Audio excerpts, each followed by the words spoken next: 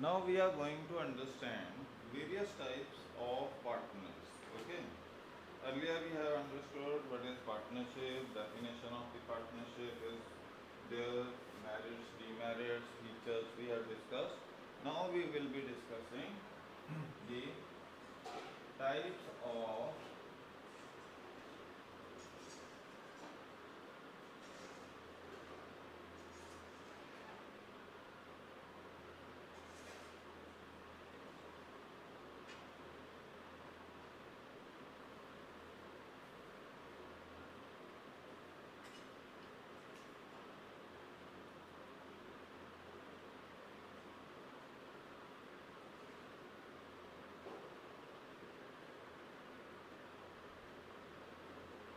types of partnership. Okay. So we are discussing now the types of partnership. Fine. Here we are having 6 different types of partnership. Okay. We are not doing it on the basis of duration or liability, but simple different types of partnership we are going to discuss on the basis of capital, nature and liability of the partners we are going to discuss. Okay. So the very first is active or working partner. Okay. This is a type of partnership, okay, in which this is the type of the partner who is actively participating into the functioning of the partnership firm. मतलब वो actively contribute कर रहा है अपना efforts, अपना जो भी energies हैं, जो काम करवाना है पार्टनरशिप फर्म में, he is doing all those jobs very actively. He is planning very actively. He is trying to implement those plans and policies in the partnership firm actively. Okay, and he is sharing all the profits and losses. Also, he is bearing the unlimited liabilities. तो यहाँ मान लीजिए कि 2 या 3 partners हैं और तीनों के तीनों पार्टनर्स या उनमें से 2 पार्टनर्स बहुत एक्टिवली कंट्रीब्यूट कर रहे हैं, या एक पार्टनर है वो एम्प्लॉयमेंट भी कर रहा है, मतलब मैनेजर का काम भी कर रहा है, प्लस वो अपना पैसा भी कंट्रीब्यूट कर रहा है और पूरी फर्म के काम को हैंडल भी कर रहा है। बट जो प्रॉफिट्स एंड लॉसेस कमाए जाएंगे पार्टनरशिप फर्म में, वो सारे पार्टनर्स में बांट रहा है। सो यहाँ उसके साथ क्या है कि एक तो उसकी लायबिलिटी अनलिमिटेड है, पहली चीज़। दूसरा, वो पार्टनरशिप फर्म को मैनेज कर रहा है प्रॉपरली, उसका मैनेजर की जॉब कर रहा है उसमें। Okay, and thirdly he is sharing profit and losses with his other partners.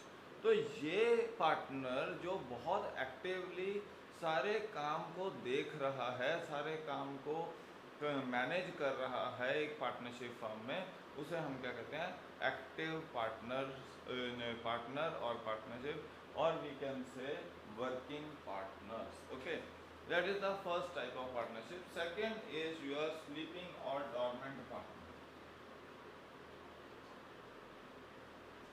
Sleeping or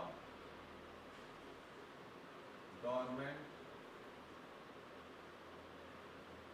partner. Okay, the second type of partner is the sleeping partner. मतलब this is the type of partner who contributes his money to the partnership firm. He takes up the share in the profit and losses, and he is going to bear the unlimited liabilities also, but he is not contributing into the functioning of the partnership firm. मतलब वहाँ पे कोई काम नहीं कर रहा है, आता है सिंपली आके देख के चले जाता है कि हाँ सब कुछ ठीक चल रहा है, but he is not giving his consultation, his suggestions, he is not actively participating into the decision making. But हाँ, उसने क्या किया, पैसा दे दिया कि ठीक है तुमने पार्टनरशिप फर्म में मेरे को पार्टनर बनाया, मैं पैसा दे रहा हूँ तुम्हें, मेरे को इन प्रॉफिट्स में से शेयर चाहिए। Okay, as per the agreement, partnership agreement, and और इसके साथ साथ अगर कोई लॉसेस हैं तो he is ready to bear those losses up to the extent of unlimited liability, but he is not actually actively, or he is not actually participating into the working or functioning of that partnership firm. सो इस तरह के partner जो है participate ही नहीं करते हैं, सिर्फ पैसा दे देते हैं और रिस्पॉन्सिबिलिटीज़ में शेयर करते हैं, उन पार्टनर्स को हम क्या कहते हैं, स्लीपिंग पार्टनर्स कहते हैं.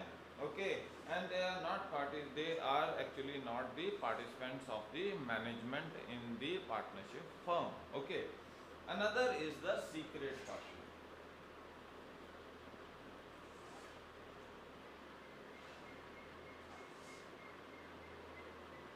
The third type of partners which are there is the secret partner.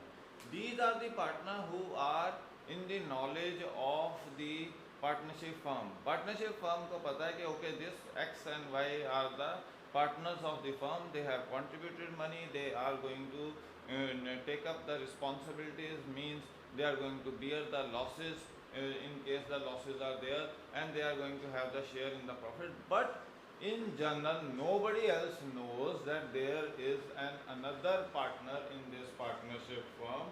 Okay, so ये हमारे क्या है कि ये रिमेनिंग पार्टनर्स की तरह ही सारा इनका रोल है, मतलब मैनेजमेंट में भी ये पार्टिसिपेट कर रहे हैं, प्रॉफिट्स में भी पार्टिसिपेट कर रहे हैं, अनलिमिटेड लायबिलिटीज़ भी हैं इनकी, बट इनके बारे में जनरल पब्लिक को नहीं पता है, मतलब बाहर किसी और को नहीं पता है that these are the individuals who are actually the part of this partnership firm also. Okay, तो इनकी एसोसिएशन के बारे में किसी को भी इंफॉर्मेशन नहीं है. nobody is aware about their association with the partnership firm, and that is why these partners are known as secret partners. Okay, another type of partners are nominal partners.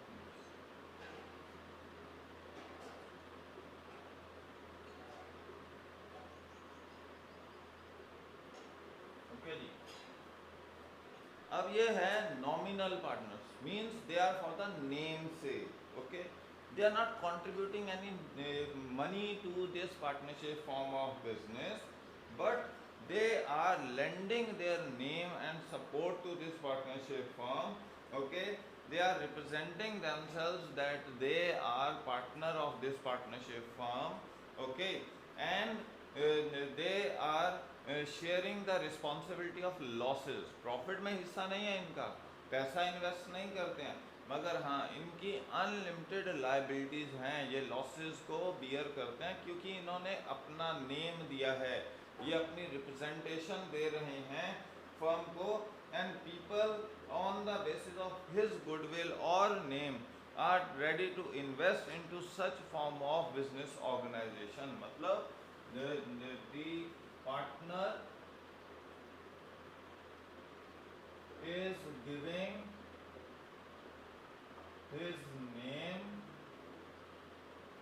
oblique goodwill, okay, to firm which is improving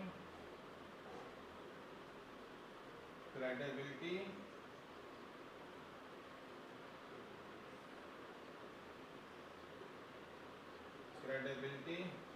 in the market,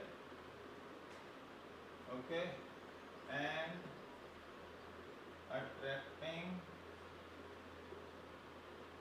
more investment.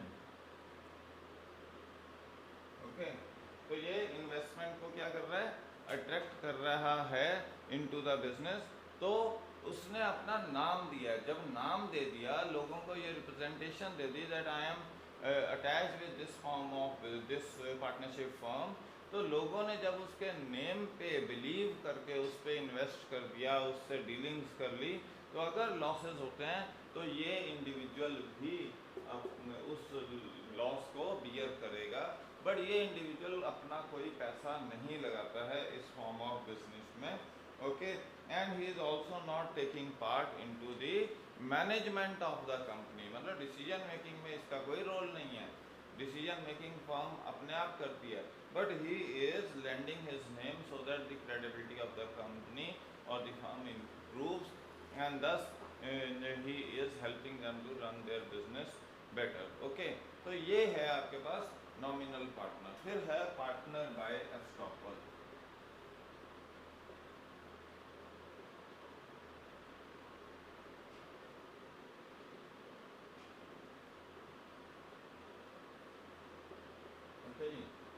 Next type of partnership क्या है? Partner by estoppel. Okay, this partner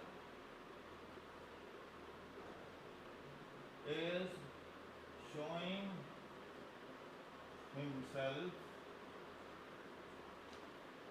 to be part of partnership firm by virtue of his conduct or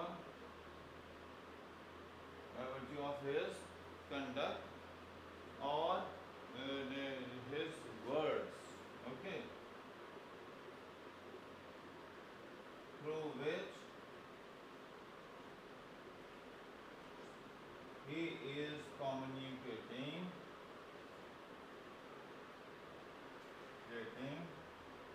as if he is part of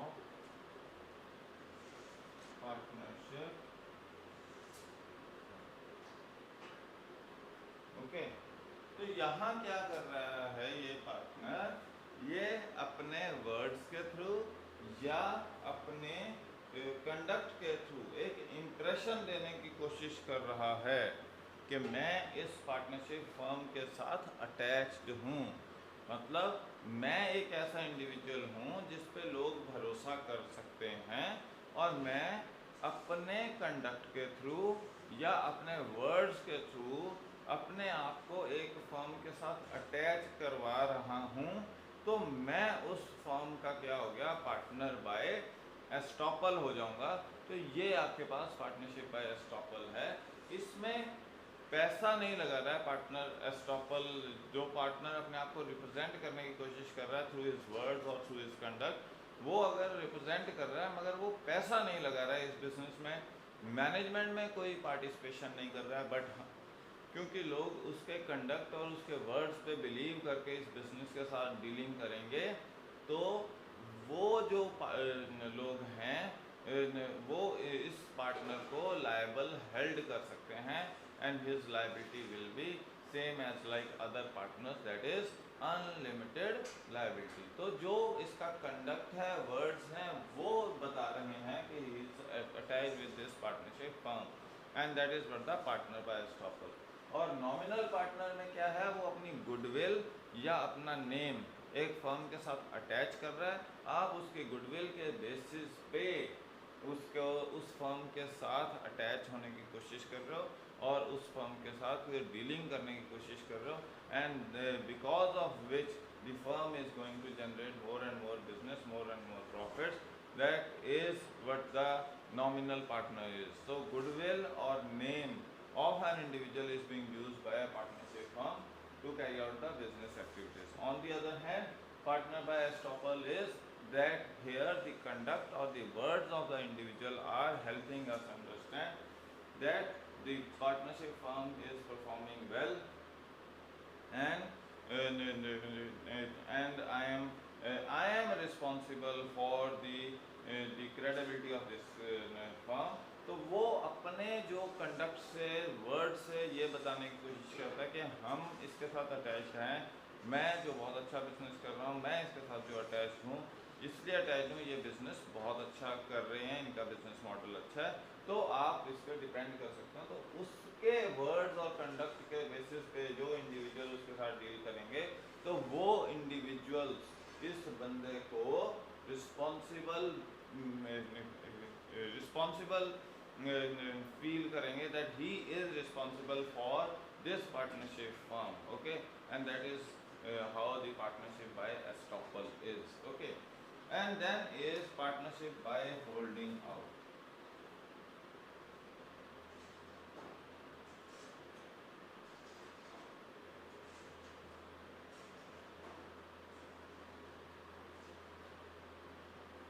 okay, तो हमने क्या किया पहले, okay, कि हमने कहा पहला नेम से था, यहाँ पे नाम दिया, यहाँ पे हमने कंडक्ट था, और तीसरा आ गया कि एक पार्टनर है जो इसका एक इंडिविजुअल है जो अपने आप को ये कह रहा है कि मैं इस फर्म के साथ अटैच कर रहा हूँ, and he is not denying any such impression despite being aware of the fact। मतलब अगर पार्टनरशिप फर्म ने कहा कि okay mister x is attached with us, हमने जाके पूछा मिस्टर एक्स से क्या आप इस फर्म के साथ अटैच्ड हो, तो उसने कुछ भी नेगेटिव में आंसर नहीं दिया।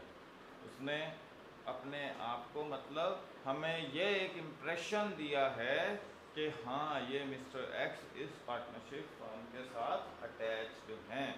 तो इस कंडीशन में मिस्टर एक्स भी क्या हो गए, इस फर्म के पार्टनर हो गए, और अगर ये फर्म लॉस सफ़र करती है तो mister x will also be responsible for repayment of those losses.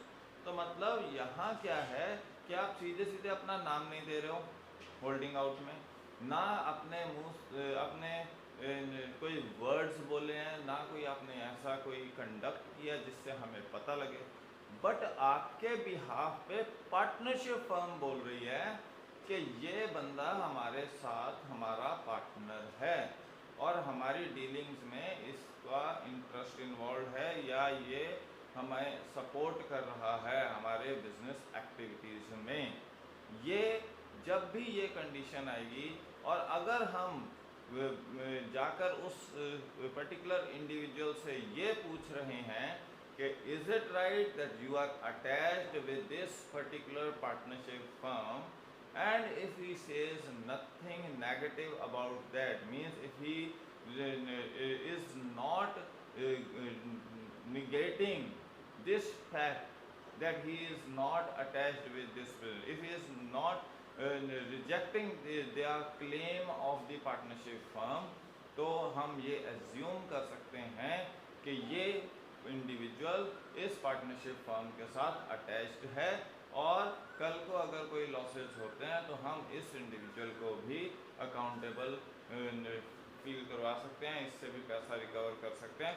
सो ये इस तरह की पार्टनरशिप को हम क्या कहते हैं, partnership by holding out, where the individual concern whose name has been taken by the partnership firm does not give an impression that he is not attached with the business, rather he is giving us an impression that yes, whatever the partnership firm is saying that is right, and I am attached to this partnership business, and as a result of which this particular individual will be held accountable for the activities of the partnership firm।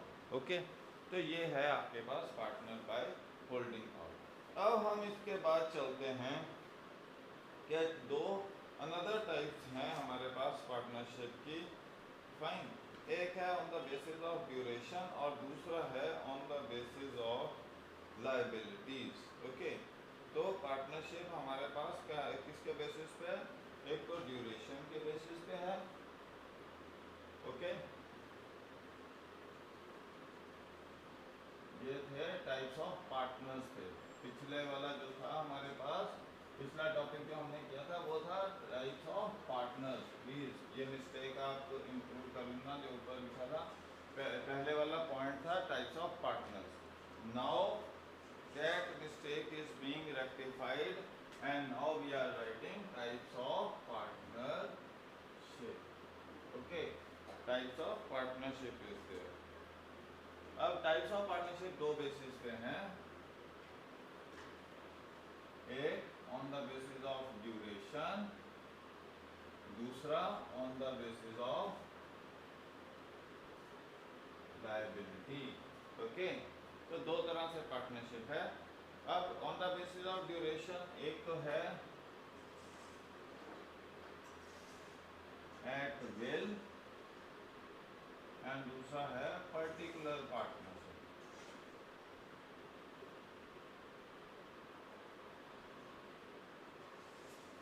Okay, और liability के basis पे हमारे पास है, एक है general liability और दूसरा है limited liability.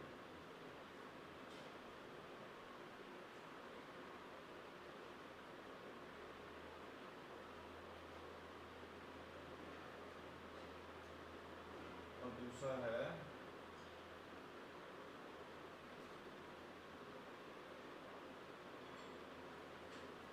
limited liability. Okay. Now partnership at will. Here an individual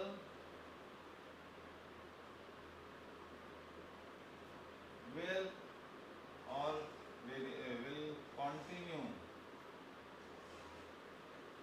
to be a partner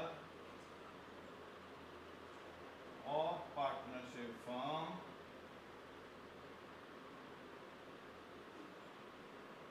on his own will, मतलब desires. Okay, on his own will or desire. The day he feels not to be worth being part of partnership, okay, can leave the partnership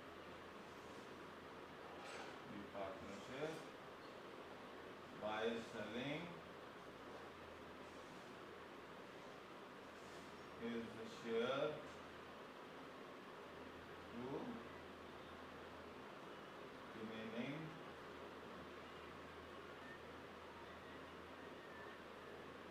तो यहाँ partnership का share exchange नहीं हो सकता, मतलब कहीं सोचोगे किसी और को बेच देंगे, नहीं, जो रिमेनिंग पार्टनर्स है उन्हीं को बेचना पड़ता है, आपको वापस वही खरीदेंगे आपसे शेयर और बदले में आपको पैसा देंगे। ओके, तो आउटगोइंग पार्टनर को पैसा मिलता है। तो यहाँ क्या है एट विल में, कि मतलब एक इंडिविजुअल है वो पार्टनर है फर्म का, वो तब तक पार्टनर बन के रहना चाहता है जब तक उसको लगता है कि okay it's worth to be the partner of this particular partnership firm.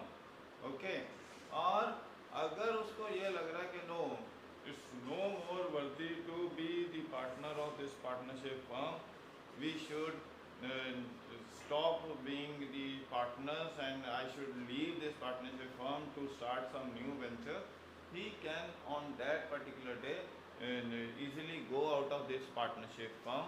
So this type of partnership is based on the will and desires of the partner.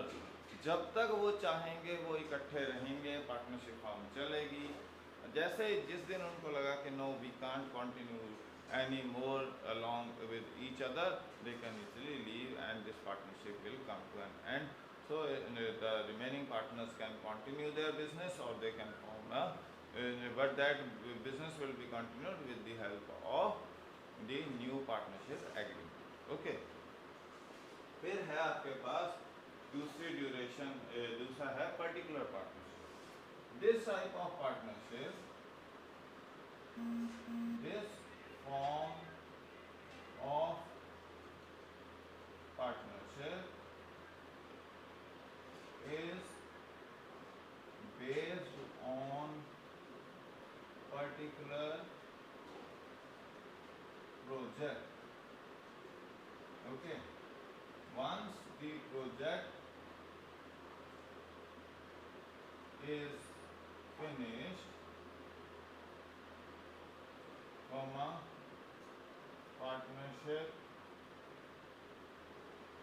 comes to an end. मतलब project है कि जी इतना stretch of सड़क बनानी है आपको 30 kilometre की, उसके लिए दो पार्टनर, दो लोग आए, उन्होंने एक पार्टनरशिप फॉर्म बना ली, दोनों ने मिलके एक कॉन्ट्रैक्ट ले लिया 30 किलोमीटर्स की रोड बना के, जब वो कंप्लीट होगी उन्होंने हैंड ओवर कर दी, तो उसके बाद प्रोजेक्ट खत्म, प्रोजेक्ट खत्म तो पार्टनरशिप भी खत्म। तो ये है पर्टिकुलर पार्टनरशिप। फिर है आपके पास general liability on the basis of the liability. तो जनरल लायबिलिटी मतलब क्या है कि that type of partnership, that form of partnership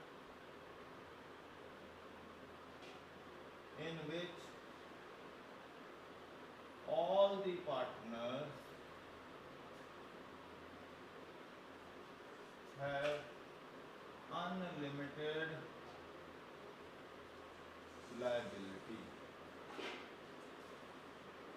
okay, मतलब सारे के सारे जो एक्टिवली जितने भी पार्टनर्स हैं वो एक्टिवली पार्टिसिपेट कर रहे हैं नहीं कर रहे हैं, बट उनके सारों के एक्ट्स एक दूसरे के ऊपर बाइंडिंग हैं। ओके, एंड इस तरह की जो पार्टनरशिप फर्म है वो किससे इफेक्ट होती है? Death, insolvency, insanity, retirement of partner से ही इफेक्ट होती है। मतलब डेथ, इंसॉल्वेंसी, इंसैनिटी, रिटायरमेंट, इससे इफेक्ट होती है। बट ये कॉन्टिन्यूसली चल रही है और इसमें जितने भी पार्टनर्स हैं उनको हम सारे क्या कंसिडर करेंगे? Part of the decision making body of the partnership firm, and since they are all active partners of the partnership firm, so their liabilities are also unlimited to the extent of their personal properties। Means अगर कोई losses इतने ज़्यादा हो गए कि उनको personal properties से पे करना पड़ेगा तो सबको, क्योंकि वो ज्वाइंटली एंड इंडिविजुअली लायबल हैं पार्टनरशिप फर्म की लायबिलिटीज़ की तरफ, तो ये उनको पे ऑफ करनी पड़ेंगी। So that is the another important aspect that this form of partnership, those partnership firms which are having all the partners who are having unlimited liability, because all are participating into the decision making body of the partnership firm and they are binding, their acts are binding on each other, hence their liabilities are also unlimited to the extent of their personal property। Okay, then there is another form of partnership, that is limited liability। Here in this type of partnership firm, here at least one partner is having the unlimited liability and the remaining of the partners are having the limited liabilities। तो मतलब यहाँ क्या कह रहे हैं कि एक individual की अनलिमिटेड लाइबिलिटी है और बाकी सारे जो इंडिविजुअल्स हैं जो इस फर्म में काम कर रहे हैं, जो पार्टनर्स हैं, उनकी क्या है लाइबिलिटी? लिमिटेड लाइबिलिटी है। ओके, तो जिनके पास लिमिटेड लाइबिलिटी है उनको मैनेजमेंट में पार्टिसिपेशन का हक नहीं है। ओके, और उनके जो एक्ट्स हैं वो दूसरे पार्टनर के ऊपर बाइंडिंग नहीं होंगे। ओके, तो एक चीज तो क्या है कि पहली बात, दोज विद लिमिटेड लाइबिलिटी, पहले no rights in management. Okay, management में कोई राइट नहीं है उनके पास। दूसरा है their acts won't be binding on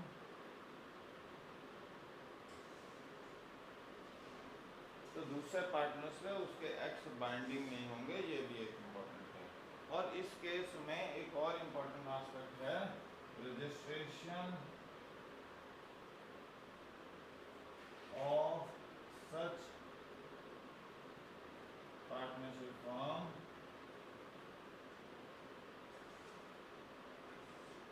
is compulsory। Okay, registration क्या है इन तरह की फर्म्स की? कंपल्सरी है। Okay, and these do not get terminated with death, lunacy और इंसॉल्वेंसी। ओके, इनका डेथ, ल्यूनेंसी मतलब पागलपन, और डेथ से, या क्या कहते हैं आपके पास इंसॉल्वेंसी से, it does not get terminated. Okay, so that is the another important aspect related to limited liability। तो ये आपके पास चार टाइप्स ऑफ पार्टनरशिप्स थी। हमने पहले जो किए थे active, dormant, nominal, holding out, ये वो सारे क्या थे? पहले हमने किए थे पार्टनर्स, टाइप्स ऑफ पार्टनर्स। अब हमने क्या की हैं? टाइप्स ऑफ पार्टनरशिप की हैं। ओके, अब हमारे पास आ जाता है तो लिमिटेड लायबिलिटी पार्टनरशिप एक्चुअली 2008 में हुआ था एक्ट, जो ऑफिशियल गजट कब बना था, 9 जनवरी 2009 को, एंड इट वाज इनकॉर्पोरेटेड, मतलब ये वाली जो थी 31 मार्च 2009 से आई हैं। ओके, तो 1 जनवरी से इसका गजट निकला था, 2008 में एलएलपी एक्ट बना था, 2008 में एलएलपी एक्ट बना था, और 1 अप्रैल को फर्म्स रजिस्टर हुई थी, रजिस्टर्ड एज एलएलपी। ओके, तो 1 अप्रैल से रजिस्टर हुई थी। अभी तक एट प्रेजेंट हमारे पास 10,000 एलएलपीज हैं। At present we have 10,000 LLPs. Okay, ये आपके पास एक इम्पॉर्टेंट है aspect, and the provisions of, इसमें एक इम्पॉर्टेंट चीज है, provisions of partnership act, act 1932 are not applicable in LLP Act 2008। एक और इम्पोर्टेंट, ओके, तो ये जो है ये कॉन्ट्रेक्चुअल एग्रीमेंट होता है एलएलपी में, और इसमें क्या कहते हैं आपके पास 1932 वाला एक्ट नहीं लगेगा। ओके, तो every partnership limited they will use the word LLP along with them, तो ये आपके पास है। तो 2008 में एलएलपी एक्ट बना था, 1 अप्रैल 2009 से इनकी रजिस्ट्रेशन हुई थी स्टार्ट, 1 जनवरी को ये गजट आउट हुआ था, 1 जनवरी 2009 को, और 1932 के पार्टनरशिप का एक्ट जो कॉन्ट्रेक्चुअल एग्रीमेंट है बिटवीन पार्टनर्स, वो नहीं एप्लीकेबल होता है एलएलपी एक्ट 2008 में। और आज तक, अभी तक हमारे पास 10,000 ऐसी एलएलपीज रजिस्टर हो चुकी हैं। ओके, तो ये तो हमारे पास था के types of partners and types of partnership. Now next we are going to do is what is partnership deed and why registration of partnership is compulsory. Okay.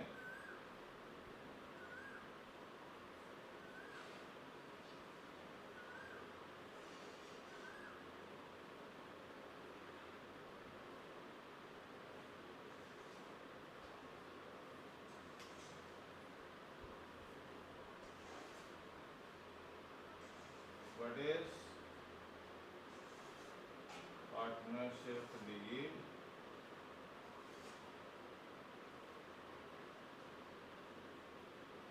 Okay, एक तो ये हमारे पास है, and why registration of partnership should be done, should be। तो एक तो वो कह रहा है कि पार्टनरशिप की रजिस्ट्रेशन क्यों करवा लेनी चाहिए, उसका क्या फ़ायदा है, और दूसरा कि आपके पास एक है कि पार्टनरशिप डीड क्या होता है। पार्टनरशिप डीड में सबसे पहले तो क्या है, it is a return agreement, it is a return agreement, agreement between partners to regulate partnership firm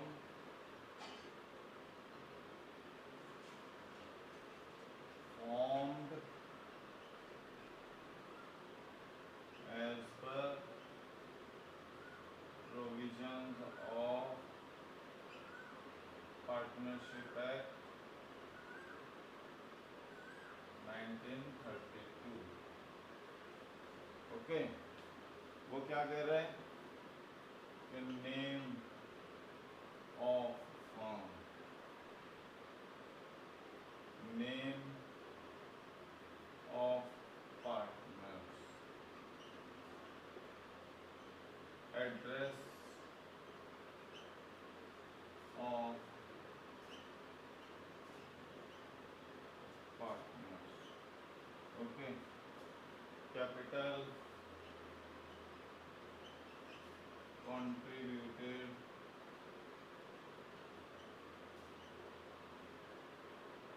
by partners. Okay, then there is distribution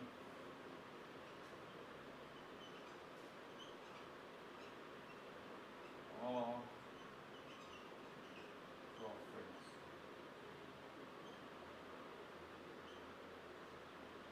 duration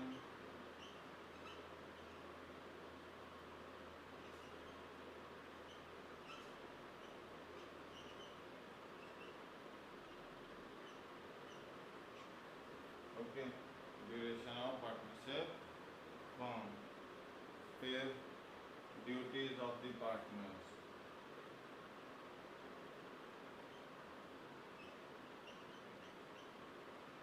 duties and obligations,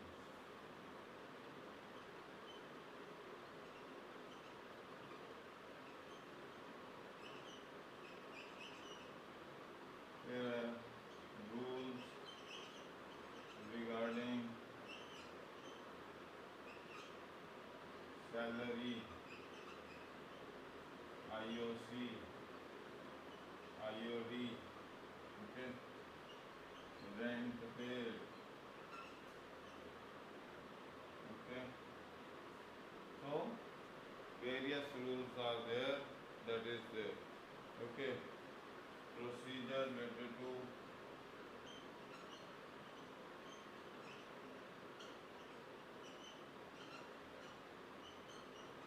admission, death, retirement,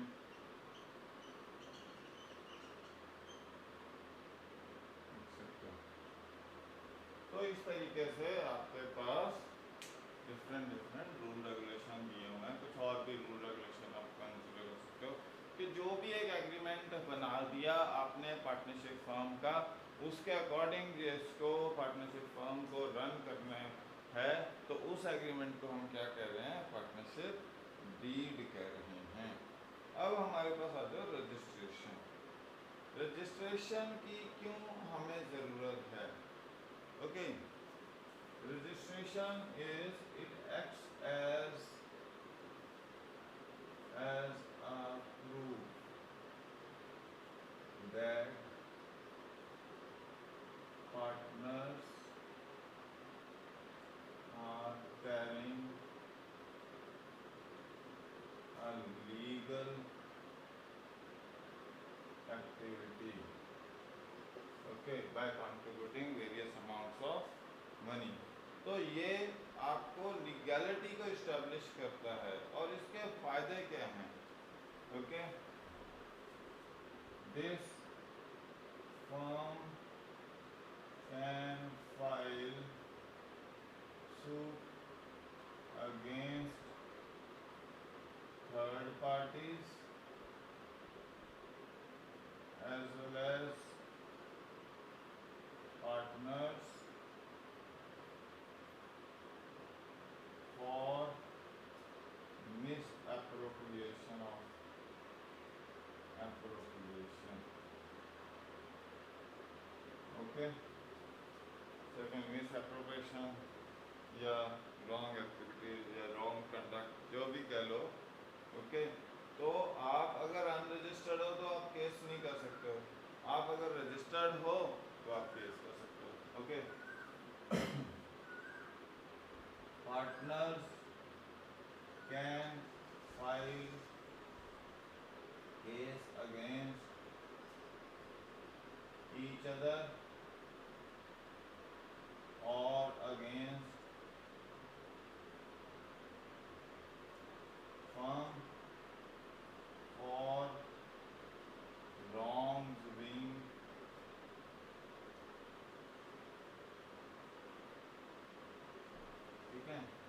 ये आपके पास है third party can file case against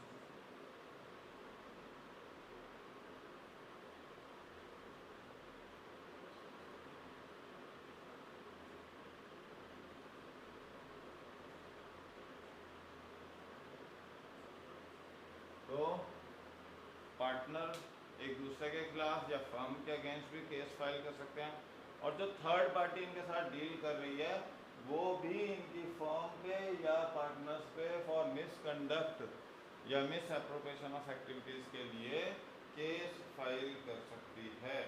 तो registration कराने के लिए आपको क्या करना पड़ेगा, एक एप्लीकेशन जिस पे आप नाम लिखोगे फर्म का, पार्टनर्स का नाम क्या है, कितना कितना पैसा किसने किसने कंट्रीब्यूट किया है, क्या इनका रजिस्टर्ड ऑफिस है, उसका डोमिसाइल कहाँ का है, अगर रजिस्टर्ड ऑफिस का ड्यूरेशन क्या है, पार्टनरशिप की प्रॉफिट शेयरिंग क्या है, terms and condition of interest, salary, commission, interest on drawing etcetera क्या है। ओके, फिर ये सारा देने के बाद उनको एक फीस डिपॉजिट करानी पड़ती है रजिस्ट्रार ऑफ पार्टनरशिप फर्म्स के पास, और वो registrar after taking into consideration the legalities of the partnership firm then registers their partnership firm with a particular name and issues the certificate for that. That is how this partnership firm is being carried on. Okay, तो एक इसमें aspect और रह गया, can minor B the partner of partnership firm. क्या छोटा बच्चा जो 18 साल से छोटा है वो पार्टनर बन सकता है पार्टनरशिप फर्म का? कैसे? अगर तो आप जॉइंट हिंदू फैमिली बिजनेस देखो तो उसमें एक माइनर पार्टनरशिप फर्म का जॉइंट हिंदू फैमिली बिजनेस का मेंबर बनता है by virtue of birth. Okay, but in case of partnership firm A minor can not be, A outsider minor can not be member of that partnership firm unless until he attains majority. But अगर किसी का father retire हो गया और वो कहता है, या डेथ हो गई और वो कहता है कि मेरे जिसकी डेथ हो गई, तो उस केस में उसका छोटा बच्चा है जो इस पार्टनरशिप फर्म का पार्टनर बन सकता है। तो उस कंडीशन में जब तक वो 18 इयर्स का नहीं होता तब तक तो वो प्रॉफिट्स में से हिस्सा कमाएगा, मतलब लॉसेस की उसकी जिम्मेवारी नहीं है, लाइबिलिटीज़ की उसकी जिम्मेवारी नहीं है। अगर आपने उसे कंसिडर कर रहा हुआ है तो वो प्रॉफिट्स का हिस्सा आपसे लेता रहेगा। बट 18 इयर्स के होने के बाद जब उससे एक ऑप्शन दी जाएगी whether he wants to be the partner of the partnership firm और not, if he agrees to be the partner of the partnership firm then he will be asked to bear the same amount of liabilities as the other partners are going to bear, okay, profit sharing के according, okay, और जो उस पर खर्चा किया था during minor as में वो उसके प्रॉफिट्स में से रिकवर कर लिया जाएगा। और अगर वो नहीं बनना चाहता है तो उसका जो भी है वाइंड अप करके जो उसके अमाउंट बनती है उसे लेके उसे पार्टनरशिप से बाहर कर दिया जाएगा and the remaining partners will continue the partnership firm. तो ये है minor as a partner in the partnership firm. So this is how this topic of partnership is completed.